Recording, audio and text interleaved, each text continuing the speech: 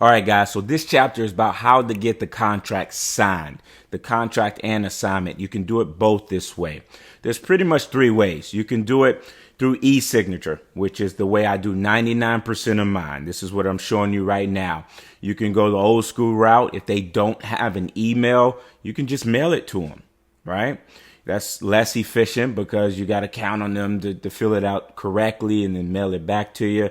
But, you have to do it. You have to do it. If they don't have access to an email, you may have to go that route. And the third, I rarely do it, but it's efficient, but it costs a little bit more money, is send a mobile notary out to meet them to get it signed. That mobile notary is going to get the job done. That's what you're paying them for anyway. So that's the three ways, but we're only going to go over this way because this is the way you're going to do 99% of them. So I have here before you .loop.com. You do have to sign up for an account. It's a small amount a month. It doesn't cost a lot, but it's the same as like DocuSign, right? If you have DocuSign, just use that.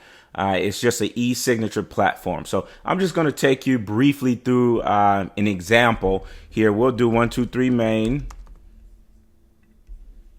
We'll create this loop, and on the page you'll just see add loop up in the top right corner. I'm just creating a loop, and that's just a document to get signed, right? So the loop is created. We click on it here. Okay, so this is inside the loop. What we're going to do is we're going to click on browse, and we're just going to go find that template, the purchase agreement template that you have, the PDF form. You're going to go find that. Okay, and once you add that to the loop, it pops up right here. We just click on official purchase agreement, and here it is. Here's the actual template, right? So it's pulled up, ready for you to add whatever you need to add. So on these individual lines, you do need to enter your information, obviously, right? We're just pretty much on every line item you need to fill in. So in order to do that here on .loop, you go up to the add button. And the add button is where you add whatever you need to add. We only need pretty much three things: the signature, the initial, and the text, right? So we're going to add text for these individual things, just these, right? So like you can click, you can drag out, you can adjust and type in whatever you need, right? So that's adding text to each one of these lines. When it's time to initial, you go to add initial, seller right here on the initial side. And now it's time you have to assign a field. You have to add that seller to the actual document. So we want to add the person. We want to enter their full name right here. We want to enter their email and their role, which is the seller. Once you do that, you click on add person, and they are officially added to this document. And once it pops up in their email, they open the document and they can click and just initial with one button. And you're obviously going to initial on your side too, just buyer's initial. And then the last one, we got initials there as well.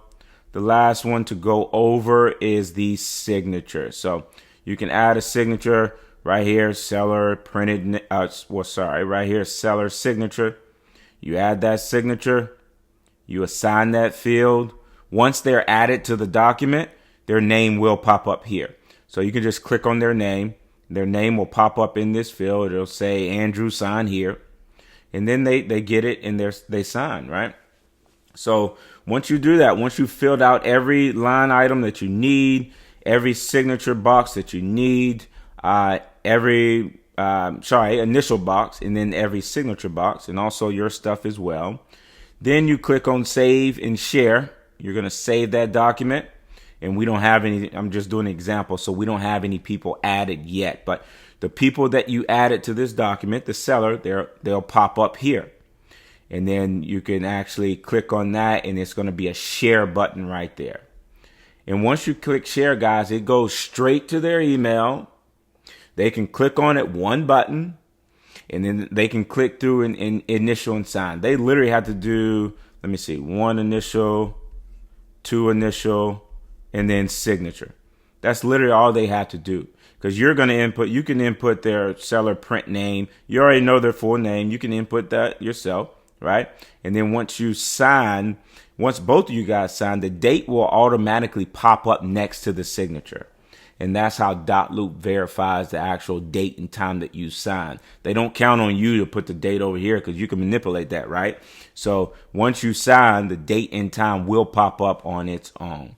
And that's it, guys. Once you do that, you officially have it under contract. Once you get both of those signatures on there, it's under contract and you're good to go. So it's as simple as that, guys. Not complicated. Just get a dot loop account or DocuSign, all the same stuff, and get this bad boy signed. I'll see you guys in the next chapter.